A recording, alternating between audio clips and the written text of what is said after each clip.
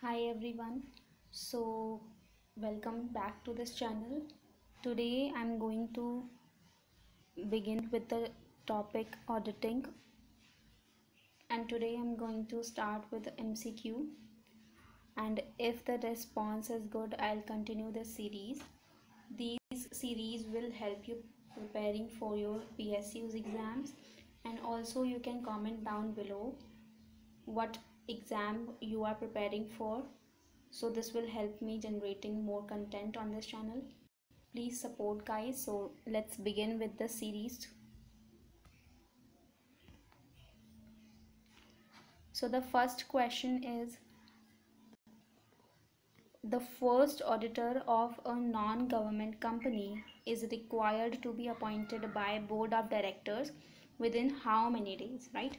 So the first auditor of a non-government company is required to be appointed within 30 days, and the first auditor is appointed by the board of directors. So one thing I would like to tell you is that the topic appointment in auditing is very important.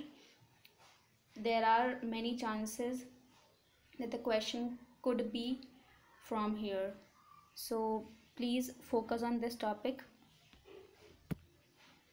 We'll see the next question. Next question is, auditing is derived from the Latin word, and the answer is audere. Audere is a Latin word, and the literal meaning of audere is to hear. Let's move on to the next question.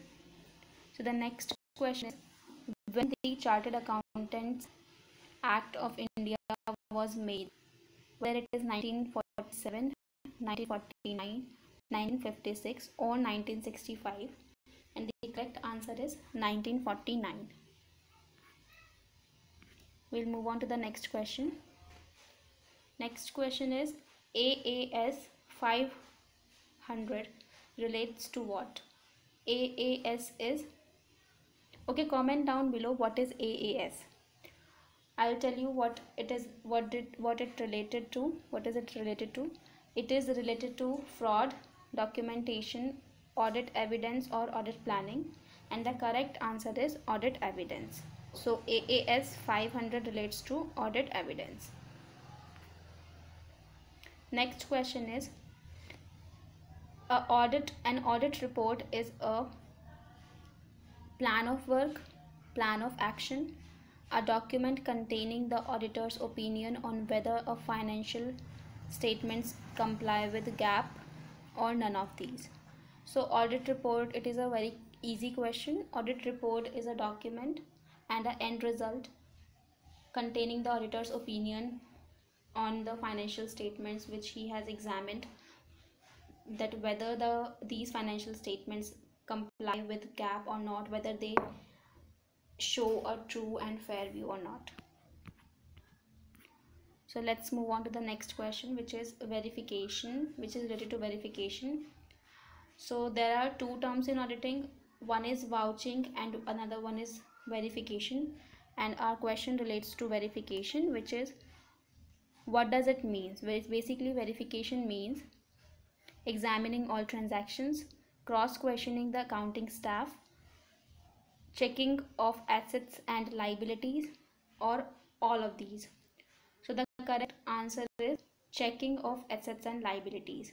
Verification also involves physical verification of assets and liabilities. The auditor is required to verify whether the assets which are there present on the books of accounts are there physically or not, like the assets are present there or not in the company or in the factory the auditor is examining the financial statements of. So verification means that to verifying the assets and liabilities. The next question is, which of the following is not a type of audit report? Audit report, so I have made a video regarding this topic, audit report. If you want, you can check that. And so now for now we'll see types of audit report. So there are 4 types of audit report. Which one of these are not a type of audit report? So we'll see qualified report, qualified opinion, or you can say a report, adverse opinion, disclaimer of opinion, or a verified opinion. So the correct answer is verified opinion. There is no such type of report known as verified report or verified opinion. There are 4 types of audit report: qualified opinion, adverse opinion, disclaimer of opinion, and another one is unqualified opinion. Another question relating to AAS. So AAS 300 relates to what?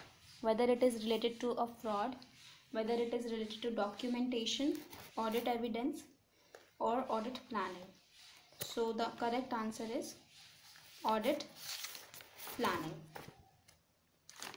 So one thing I would like to say is these AASs, or you can say standards of auditing, are very important. So please focus on these also. So the last question for today is, the auditor who has resigned from the company shall file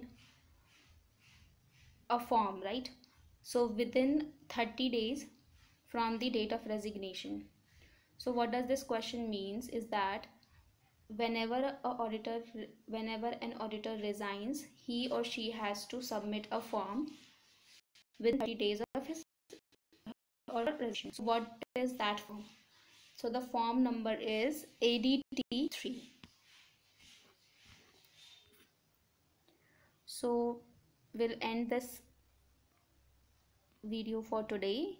So thank you so much for watching. Like, share and subscribe this channel. I'll see you very soon. So best of luck. Keep preparing for your exams.